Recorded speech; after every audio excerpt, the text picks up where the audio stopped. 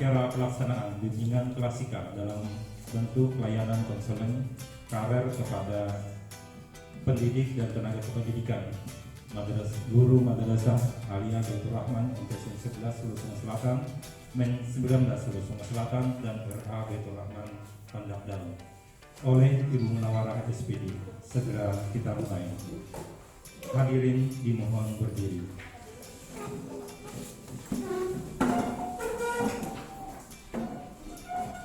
Menyanyikan bersama lagu kebangsaan Indonesia Raya. Untuk ini kami minta kepada Ibu Muksiratul Ummah untuk memimpin. Kepada Ibu kami persilakan.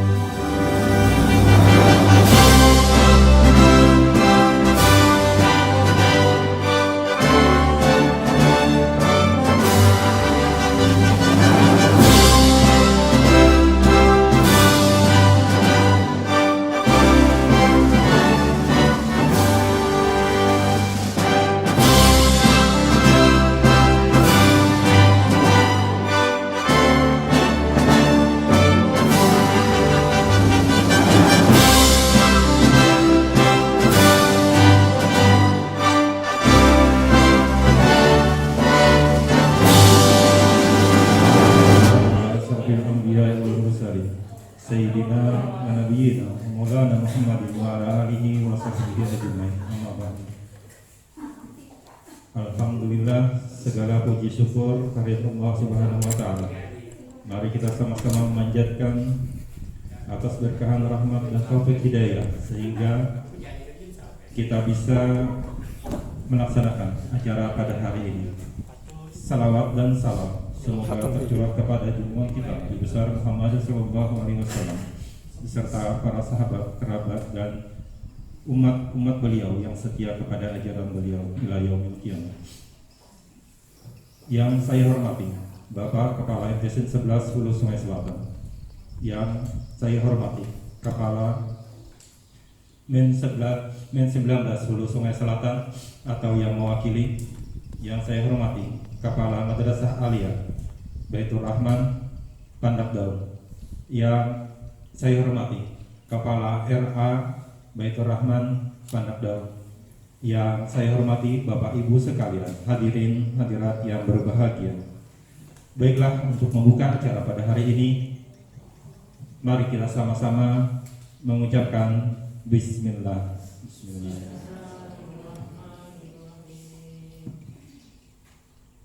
Acara kedua, sambutan sekaligus pembukaan acara pelaksanaan bimbingan klasika dalam bentuk layanan konseling karir.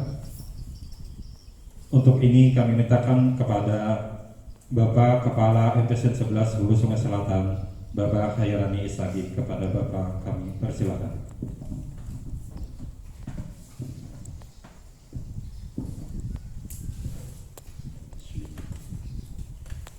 Assalamualaikum warahmatullahi wabarakatuh. Bismillahirrahmanirrahim.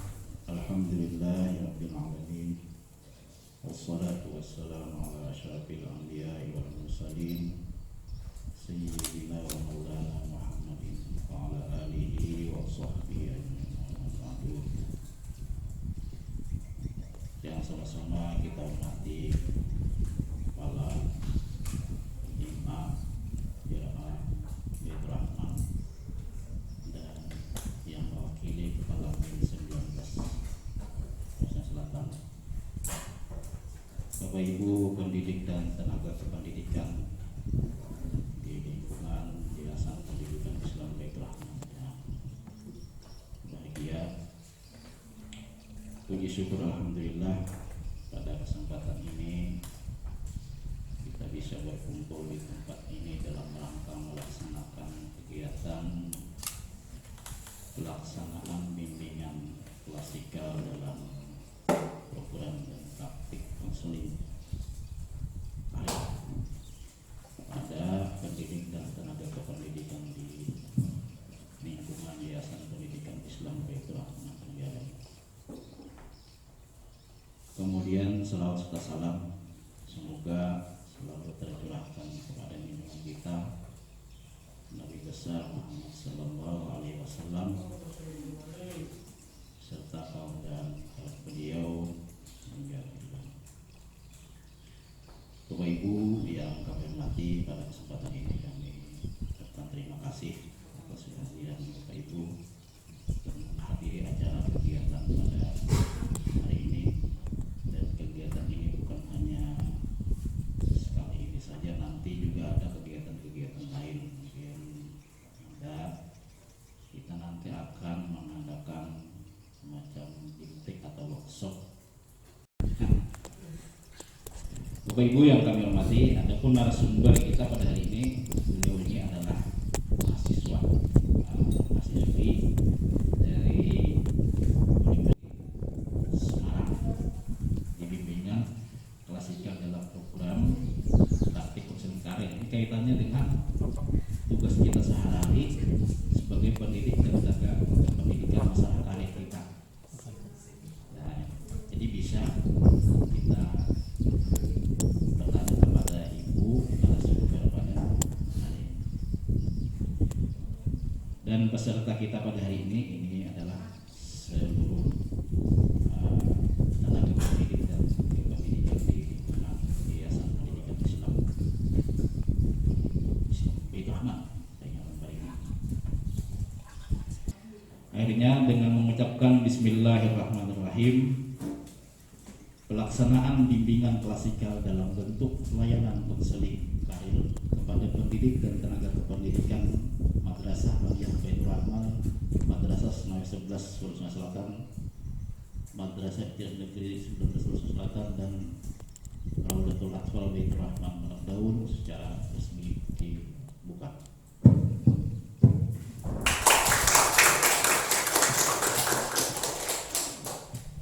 Semoga kegiatan pada hari ini mendapat berkah dari Allah Subhanahu wa Ta'ala.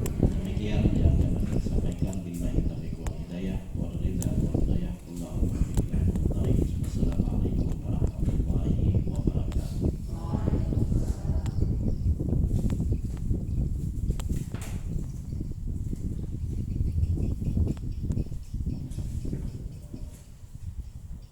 Terima kasih. Selanjutnya pembacaan doa. Semoga acara ini berjalan dengan lancar. Untuk membaca doa pada hari ini kami mintakan kepada yang terhormat Bapak Dr. Abdul Sajid Badrul. Pada Bapak kami persilakan.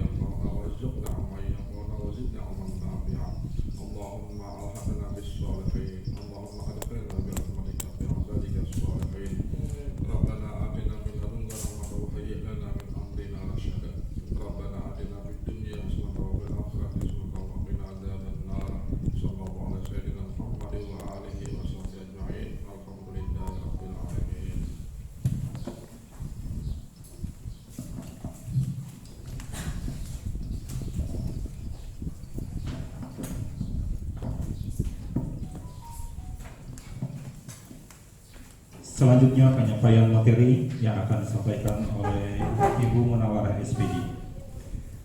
Sebelum Ibu Munawarah menyampaikan, di sini perlu kami sampaikan Ibu Munawarah adalah seorang guru di MTSN 11 Hulu Sungai Selatan dan juga membantu sebagai guru BK di Madrasah Aliyah Baitur Rahman Pandak Daud. Ibu Munawarah bertempat tinggal di Desa Pakuran Kecil, tepatnya di belakang Masjid Haji Bukti. Jadi kalau Ibu Munawarah ini banyak prestasi-prestasi yang dicapai, baik di tingkat sekolah pada waktu beliau bersekolah di MTSN 10 Hulu Sungai Selatan, di SMA N1 Daha Utara, maupun pada waktu mahasiswa di Universitas Islam Negeri Antasari Banjarmasin. Banyak prestasi-prestasi beliau yang kita banggakan. Salah satunya pada waktu beliau sebagai mahasiswa, beliau menjadi asisten konselor di UIN Antasari Banjarmasin. Sekarang beliau sebagai mahasiswa di Universitas Negeri Semarang.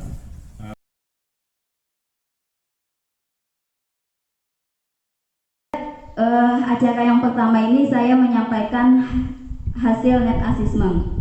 Nah, bagaimana itu yang kemarin mungkin dari sini beberapa ibu dan bapak yang sudah mengisi net assessment tersebut. Nah, di sini yang melatar belakangi kenapa saya harus mengadministrasikan net assessment tersebut, karena munculnya permasalahan-permasalahan dalam bidang karir.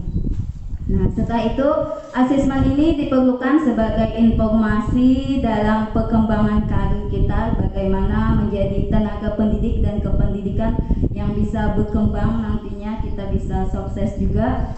Hasil ini bisa dijadikan sebagai tindak lanjut dalam bidang karir. Mungkin kalau nanti Bapak dan Ibu ingin mengembangkan karirnya, bisa berkonsultasi dulu untuk masalah bidang karir ini. Terus metodenya ini, respon dalam asesmen ini adalah tenaga pendidik dan kependidikan, namun saya mengambil sampelnya 16 orang karena minggu yang lalu tanggal 2 Desember 2020 melalui Google Form dan jumlah pernyataannya sebanyak 30%. Ini himpunan data. Seperti ini penganalisisannya, saya mengambil 5 pernyataan yang mungkin cukup banyak dipilih oleh tenaga pendidik tersebut. Permasalahan bidang karir ya, ada nomor item 22, item 12, ada item 15, item 14, dan item 9. Karena kan berjumlahnya 30 item, namun yang paling banyak itu adalah pada item 22. Mungkin kita bisa lihat ya persenannya tentang analisis datanya. Nah, seperti ini. Hasil analisis dari net assessment tersebut berdasarkan hasil analisis data diinterpretasikan sebagai berikut. Tenaga pendidik dan kependidikan memiliki permasalahan dengan persentase 46%, yaitu pada item 22 dengan pernyataan bahwa ingin mengikuti paket pendidikan atau latihan khusus yang menunjang pelaksanaan pekerjaan yang dijabat sekarang. Setelah itu, tenaga pendidik dan kependidikan memiliki persentase 32%, yaitu pada item 15 dengan pernyataan bahwa pekerjaan yang dijabat sekarang memiliki penghasilan yang tidak mencukupi.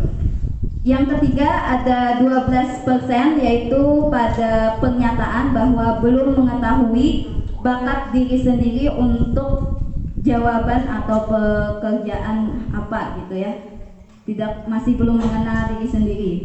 Ada yang 10%, yaitu pada item 14 dengan pernyataan bahwa ingin memperoleh bantuan dalam mendapatkan pekerjaan sambilan. Jadi seperti inilah Bapak dan Ibu hasil analisis dari saya diambil oleh diambil dari net assessment kemarin, mengadministrasikan 16 orang yang mengisi, dan ini mungkin perwakilan juga bagaimana permasalahan-permasalahan yang kita hadapi dalam karir kita pada saat ini.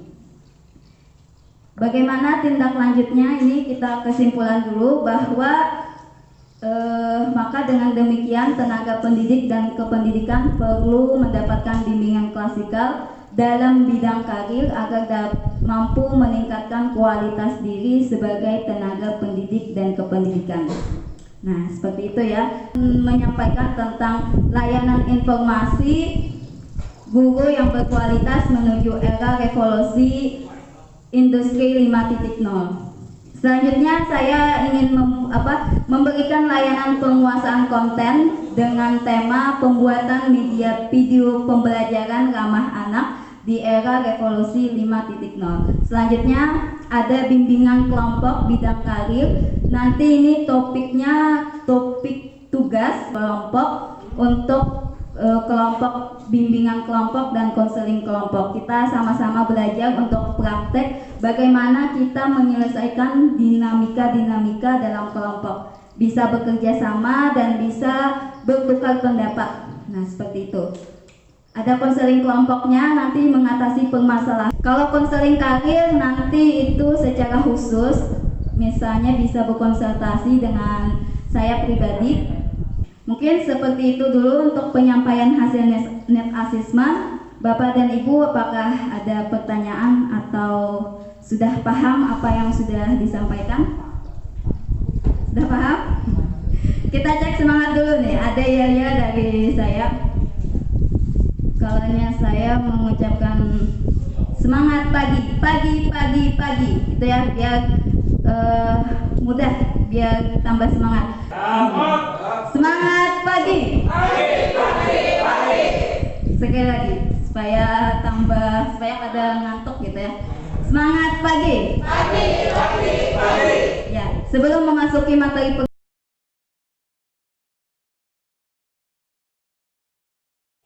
yang pertama, yaitu guru berkualitas menuju era revolusi 5.0.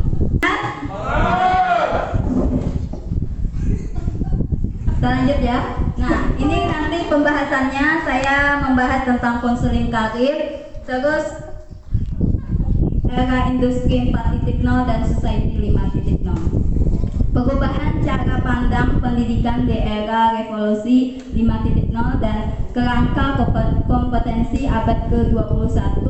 Setelah itu nanti kita sama-sama diskusi bagaimana kualitas guru pada saat ini ya, untuk persiapan kita menuju revolusi 5.0. Ada tanggapan? Ada pertanyaan dulu? Nah, kita membahas tentang apa itu konseling. Ada yang tahu konseling karir itu apa?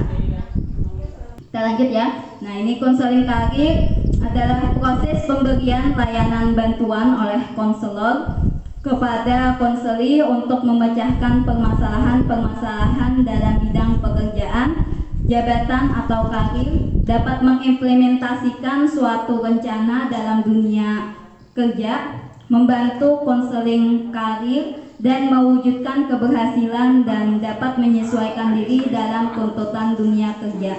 Biasanya kami sebagai profesi konselor itu biasanya menyeleksi para tenaga pendidik, pegawai maksudnya atau karyawan ya, untuk menerima jabatannya seperti apa. Terlebih dahulu konsultasinya dan kita berkonseling dulu bagaimana nantinya minat, bakat, dan motivasi diri dalam pekerjaan. Mungkin seperti itu ya, konseling karirnya ada proses pemberian bantuan untuk memecahkan permasalahan. Nanti bisa nih promosi lagi konselor peduli, karena zaman sekarang kami membuka konseling online juga, bukan hanya offline, tapi karena gara-gara pandemi seperti ini, maka pelayanan konseling itu tetap dilaksanakan secara online. Mungkin seperti itu. Nah, ini ada perkembangan karir menurut Donald Super, dikutip dalam buku Teori dan Praktek Konseling Karir Integratif. Mungkin ini ada rentan usianya Bapak dan Ibu, misalnya punya anak usia 14 tahun atau 18 tahun atau punya saudara atau adik juga ya. Ini tugas perkembangan karir ini kristalisasi, disebutnya kristalisasi pada usia 14 sampai 18 tahun. Mungkin kita sudah melewatinya juga, tapi kita bisa jadi untuk memahami siswa-siswa kita yang berusia 14 sampai 18 tahun bahwa jabatan tugas perkembangannya itu memiliki tugas perkembangan karir untuk menyusun atau setidaknya memiliki pandangan umum berkaitan dengan proses pemilihan karir. Tugas perkembangan ini memungkinkan individu untuk memulai mengumpulkan pengalaman-pengalaman yang berkaitan dengan sumber informasi pekerjaan, berkaitan terhadap pekerjaan, nilai-nilai kerja, kemungkinan akan memperoleh pekerjaan dan rencana sederhana terkait dalam pemilihan pekerjaan. Nah, jadi kalau nyata yang bingung pada usia saat itu ya memilih pekerjaan, wajar karena itu adalah perkembangannya mungkin seperti itu, mencari informasi mau bekerja seperti apa, terus ingin menikmati pekerjaan, memperoleh pekerjaan seperti itu ya. Selanjutnya ini ada usia spesifikasi usia 18 tahun sampai 21 tahun. Individu mulai menentukan pilihan yang lebih spesifik terkait dengan pekerjaan dan karirnya. Pada tugas perkembangan ini seringkali dijumpai individu mulai memantapkan hati untuk masuk ke dan menekuni bidang tertentu melalui pendidikan, pelatihan, dan lembaga siap kerja. Sudah lulus ya, 18 tahun sudah lulus SMA sampai 21 tahun lulus perguruan tinggi, mungkin seperti itu. Implementasi, ada tugas perkembangan implementasi usia 21 tahun sampai 24 tahun. Individu menyelesaikan proses tadi berkaitan dengan pemilihan karir, misalnya lulus dari perguruan tinggi atau pelatihan kerja dan mulai masuk pada pekerjaan-pekerjaan tertentu. Pada usia saat itu ya, mungkin kita sudah melewatinya. Namun kalau usia saya masih diimplementasi, masih menyelesaikan proses tadi, gitu ya. Ada yang usia 24 sampai 35 tahun, stabilitasi, individu menunjukkan formasi kerja pada lapangan kerja yang digeluti baik dalam instansi, perusahaan maupun wirausaha. Tugas perkembangan ini mengharuskan individu mengumpulkan pengalaman-pengalaman yang diperoleh selama bekerja untuk terus-menerus memperbaiki diri sehingga individu yang bersangkutan dapat mencapai karir yang lebih gemilang. Jadi usia batasnya ya, untuk penerimaan CPNS pun batasnya sampai 35 tahun. Seperti itu juga kita dalam bekerja kita paling untuk mencapai karir kita yang lebih gemilang lagi, mengumpulkan pengalaman-pengalaman kita dalam bekerja seperti itu.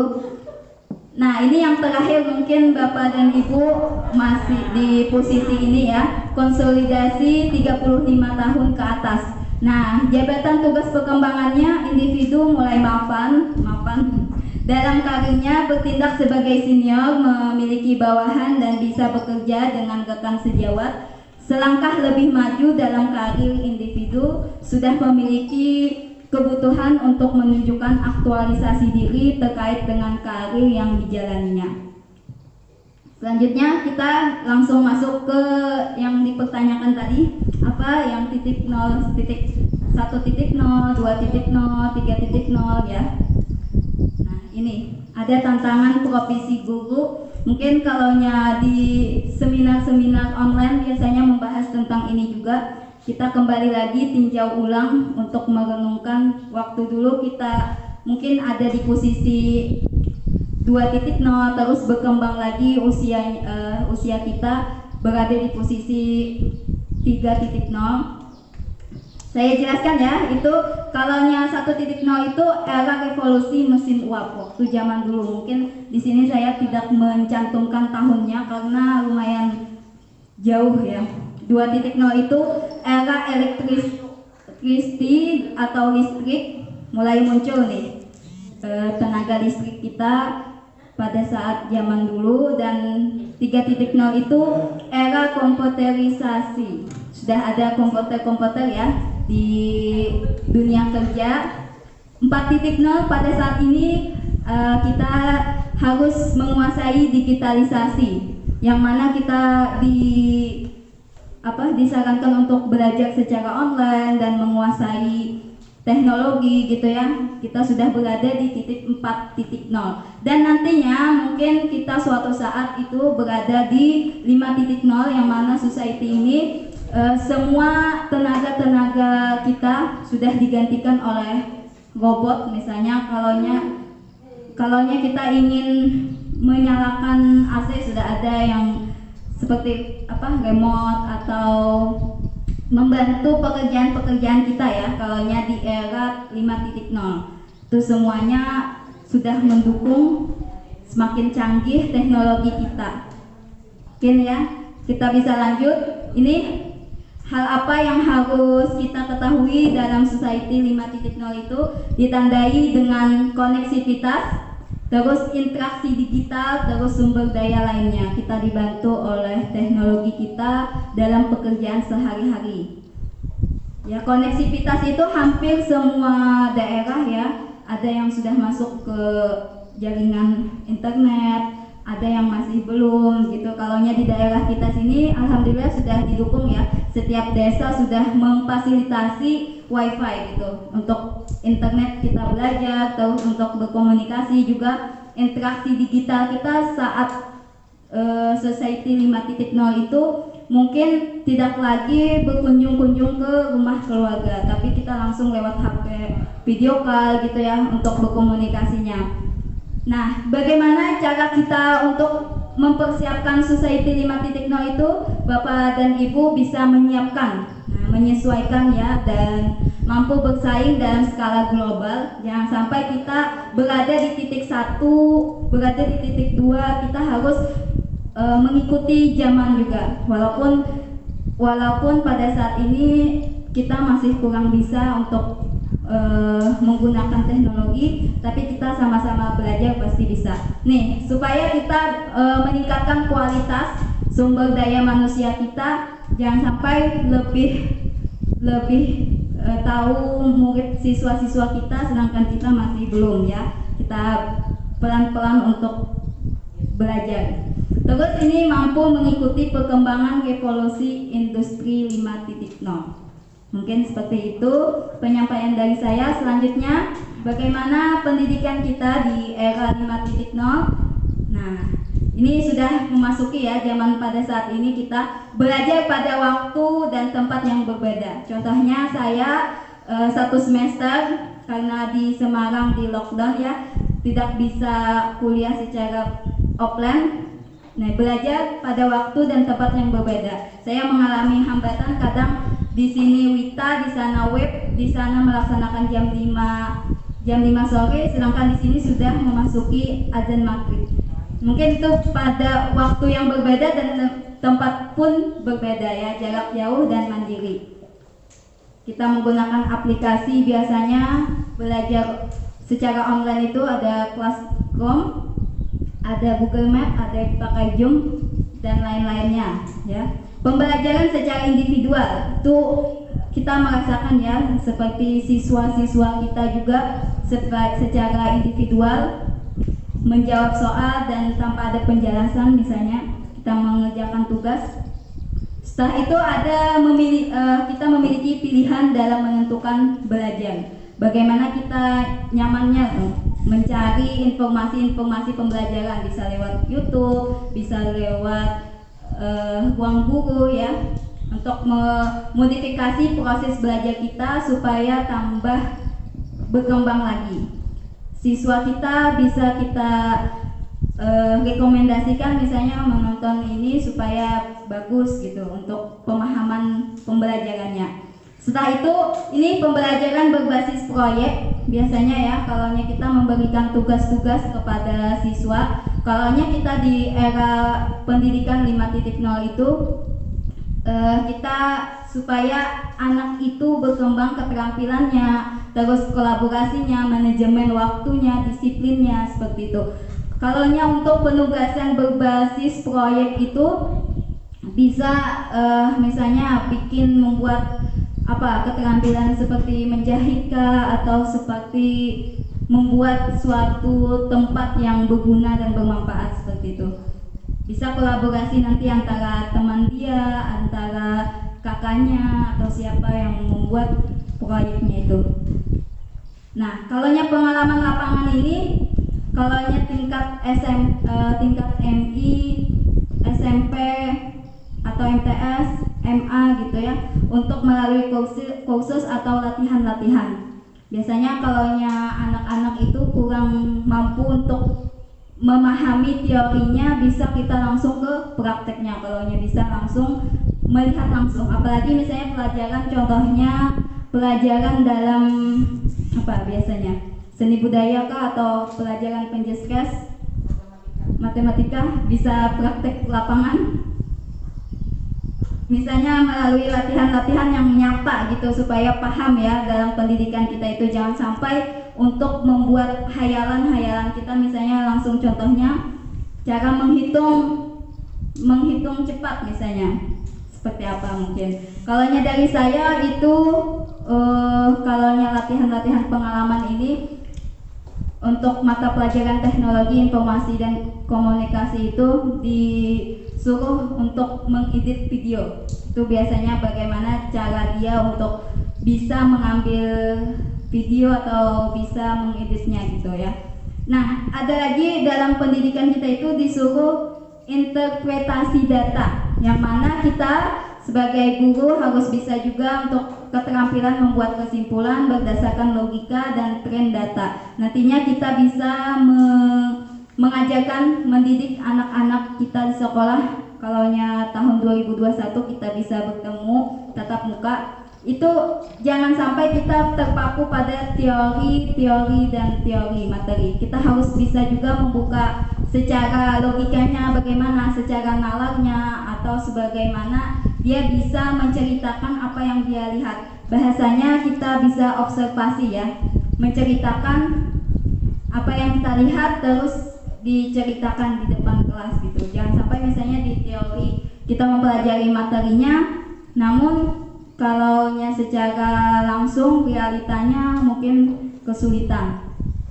Nah, sampai di sini adakah Bapak dan Ibu masih kurang paham dari penjelasan saya? Mungkin agak terlalu cepat atau apa, semoga aja ya bisa menyerapnya dengan singkat gitu. Untuk persiapan pendidikan di era 5.0. Masih semangat? Masih menurun ya. Kita ada sedikit permainan nih, supaya tidak mengantuk ya. Permainannya, lakukan apa yang saya lakukan, jangan dengarkan apa yang saya ucapkan. Paham? Lakukan apa yang saya lakukan, jangan dengarkan apa yang saya ucapkan. Misalnya, contohnya, mata, mulut. Tadi harusnya mengikuti gerakan ya. Jangan terpengaruh dengan suara ya. Jadi ini adalah salah satu konsentrasi kita, pikiran kita, cara pandang kita, apakah berkeliaran kemana-mana. Mungkin sebagai contoh praktek juga nanti kalau di dalam kelas ya, supaya contoh praktek di dalam kelas, supaya misalnya anak siswanya kurang memperhatikan, kita konsentrasi, ada tepuk konsentrasi. Bapak dan Ibu bisa mengikutinya. 2, 2, 1, tepuk konsentrasi. Saya contohkan ya. Tepuk konsentrasi. Konsentrasi. 2, 2, 2, 2, 2. Konsentrasi. Konsentrasi. Sudah bisa ya? Kita tes nih. Konsentrasi.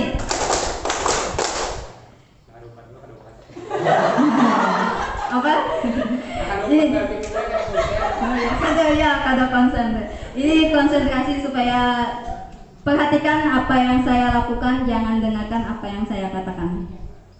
Siap? Siap. Hidung.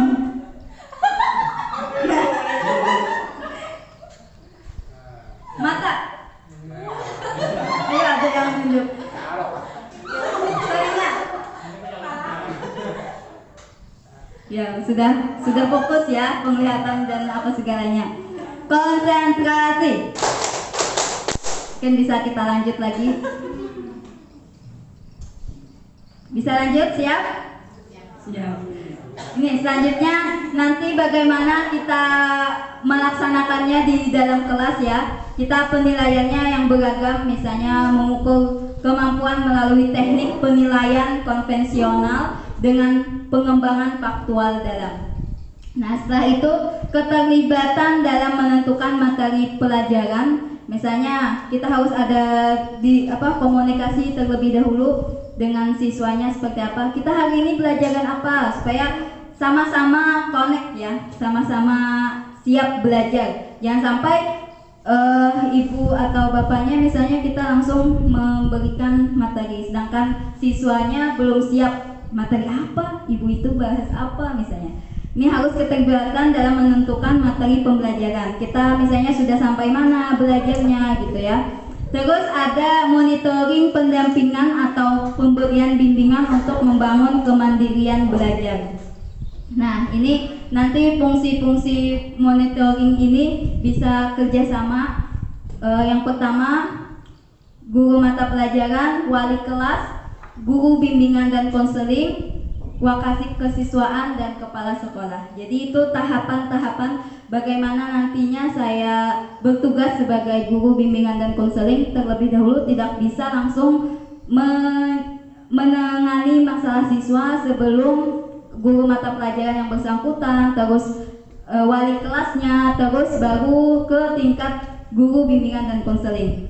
Selanjutnya nanti saya berkolaborasi lagi dengan wakasih kesiswaan dan kepala sekolah. Mungkin seperti itu ya, denah bagaimana prosedur dalam pemberian layanan bimbingan dan konseling.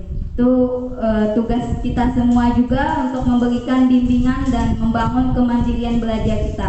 Misalnya siswanya gitu ya, untuk mandiri, dan jangan sampai kita serahkan tugas dan dia mengerjakan tanpa ada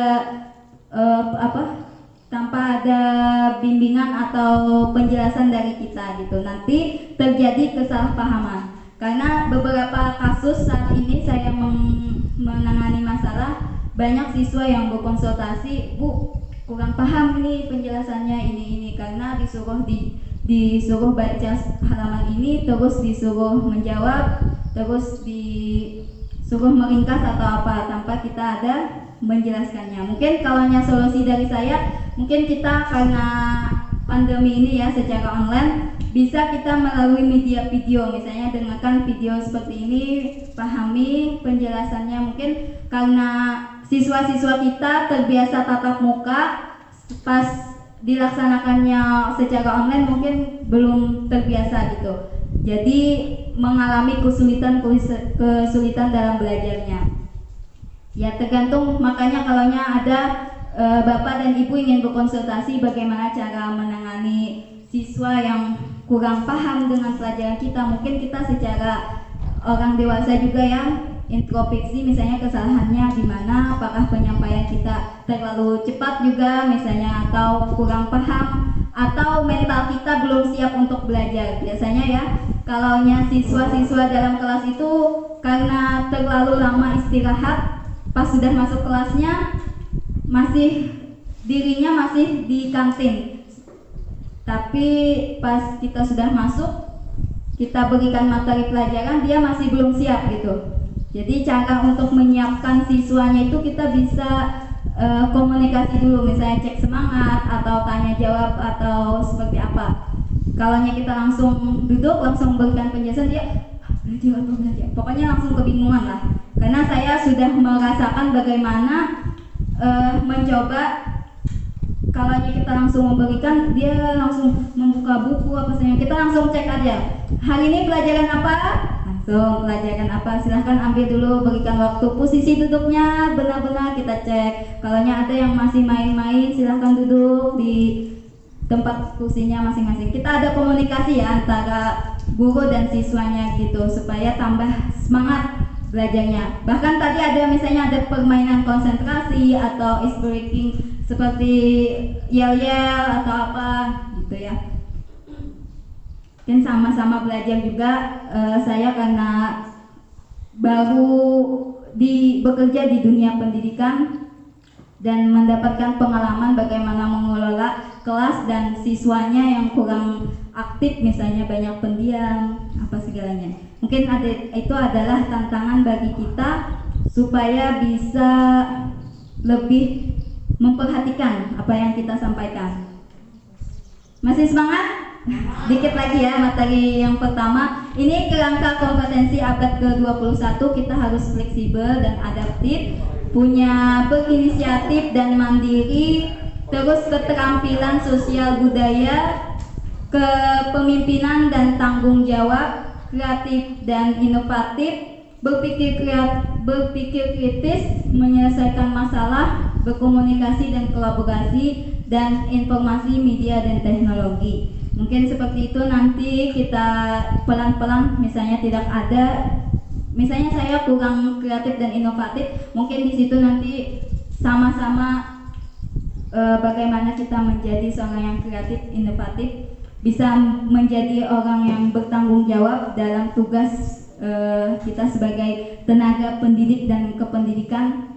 Nih, yang paling penting pada menghadapi Society 5.0, kita bisa mencari informasi media dan teknologi, ikut pelatihan atau ikut seminar-seminar untuk mengetahui bagaimana nantinya informasi yang kita ajarkan ke siswanya, seperti itu.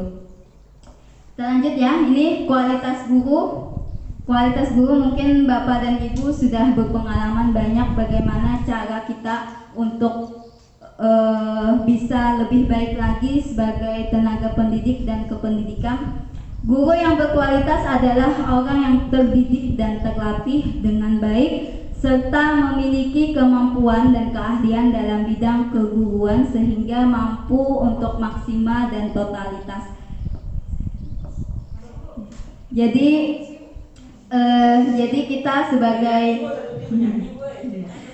kita sebagai tenaga pendidik juga ya mengikuti pelatihan dan seminar apa segalanya. Tugas seorang guru ialah mendidik, membimbing, mengarahkan, melatih, menilai, dan mengevaluasi. Misalnya evaluasi di semester ini banyak siswa yang kurang mengumpul tugas apa segalanya gitu ya. Kalaunya kurang absen, kita mengevaluasi, kita lihat kondisi kita saat ini mungkin kurang maksimal juga cara pengajarannya, terus kita secara online mungkin seperti itu ya.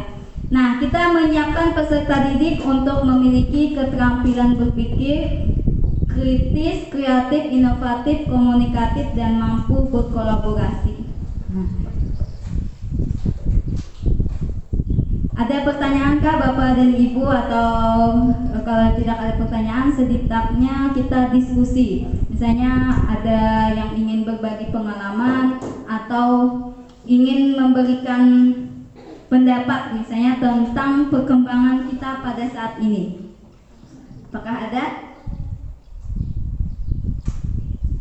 Mungkin sudah selesai ya materi pertama dari sini.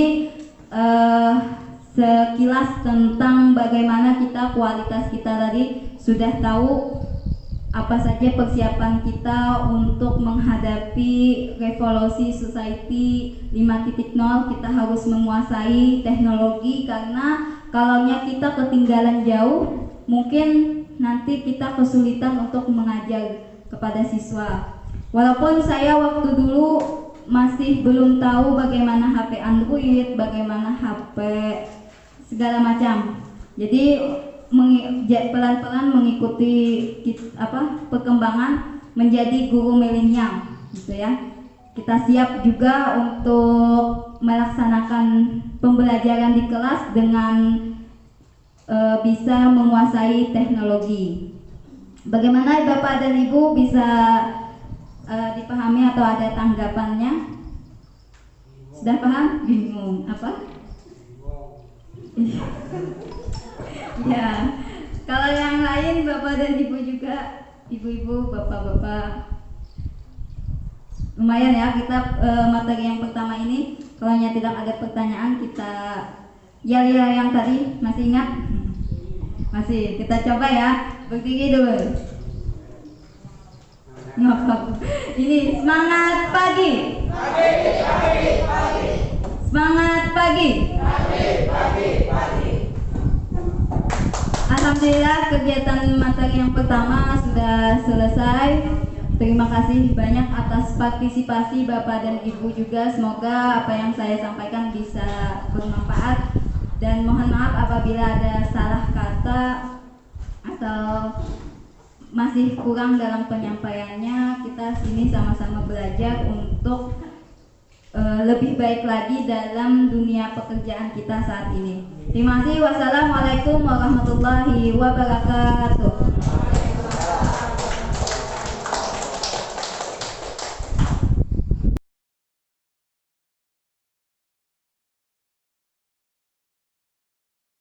Ini saya memberikan tentang media pembelajaran karakter ramah anak.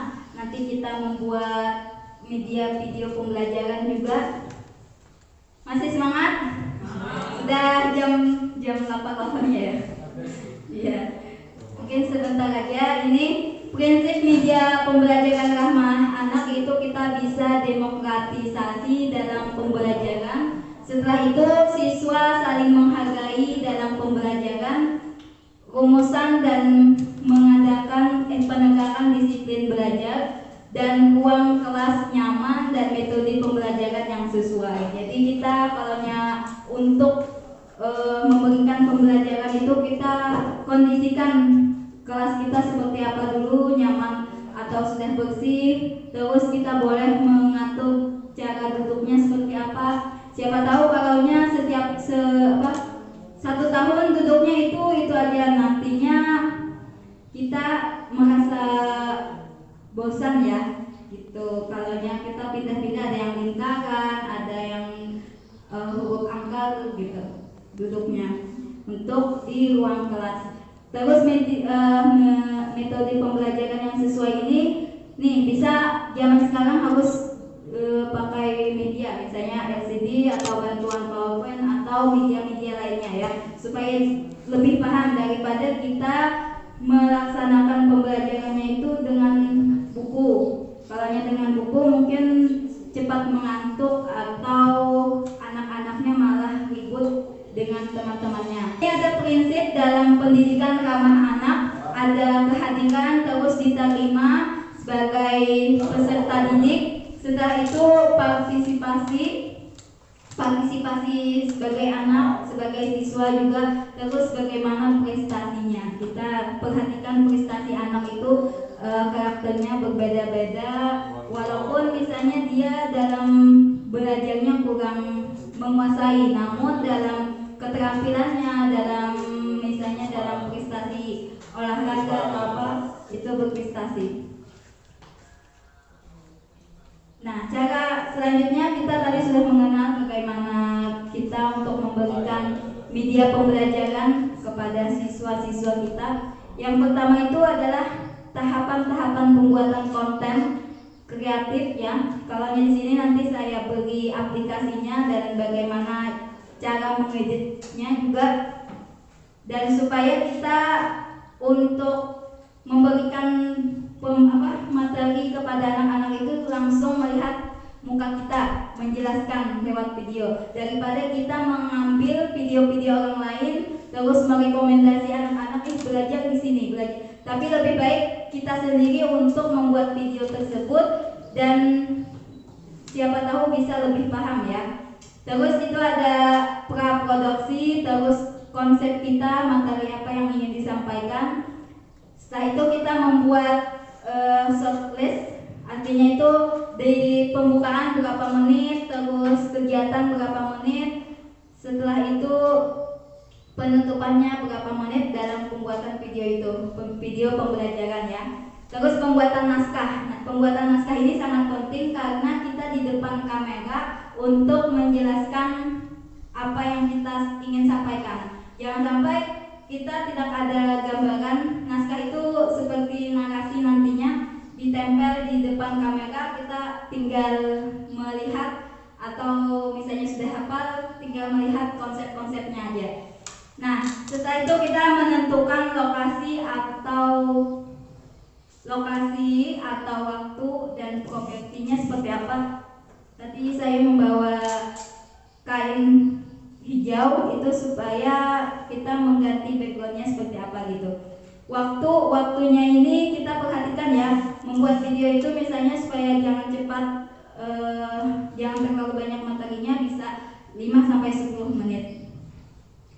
Nah, untuk produksi kita lanjut. Ini saya biasanya mengedit video berdasarkan pengalaman saja karena mungkin banyak di luar sana juga cara mengedit video yang lebih bagus lagi. Itu ada Power Director, ada aplikasi KineMaster dan Filmora. Alhamdulillah ketiga aplikasi ini sudah saya dapatkan dengan pro karena mengikuti pelatihan di Banjarmasin kemarin. Jadi kalau Bapak dan Ibu bisa minta bantuan untuk mendownload aplikasinya, nanti lewat WA atau nanti diberi link untuk mendownloadnya. Nah, ini proses pembuatan menggunakan laptop ya di Filmora, tampilannya seperti ini. Nanti kita kalau kurang bisa mengedit itu gampang, tambahkan video kita, suaranya, terus teksnya bagaimana gitu, supaya kita semua tenaga dan kependidikan bisa membuat suatu karya dalam bentuk video pembelajaran, materi pembelajaran. Kalau ini di HP biasanya kalau cara cepatnya itu mengeditnya itu di HP. Kalau di laptop itu lumayan agak berat juga. Nah, kalau ini pakai menggunakan KineMaster.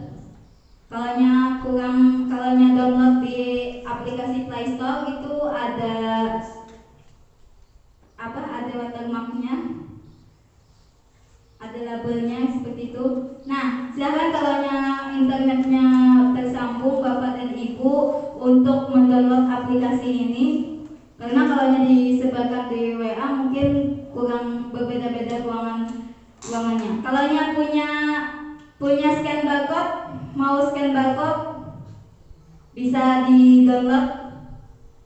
Ada yang mau scan barcode kah atau mau klik linknya aja. Kita percobaan hari ini pembuatan media pembelajaran gitu.